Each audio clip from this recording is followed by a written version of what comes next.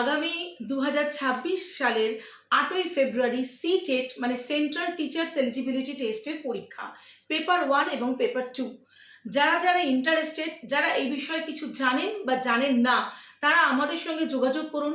আমরা করাচ্ছি একটা 3 মাসের সিটেটের প্রস্তুতি প্রোগ্রাম, সিটেটের একটা প্রিপারেশন প্রোগ্রাম, যেটার জন্য কিন্তু ভীষণ নমিনাল একটা ফিজ রাখা হয়েছে, মাত্র 5000।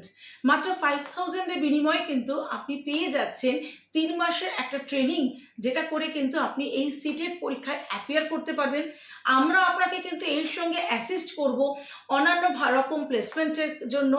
এবং সবচেয়ে বড় কথা, আপনার যদি বিএড বা ডিএলএড করা থাকে, আপনার যদি এইচএসে 50% থাকে, আপনার যদি গ্র্যাজুয়েশনে 50% থাকে, তাহলে আইদার পেপার 1 অথবা পেপার 2 যেটাতে আপনি এলিজিবল সেটাতে আপনি বসতে পারবেন।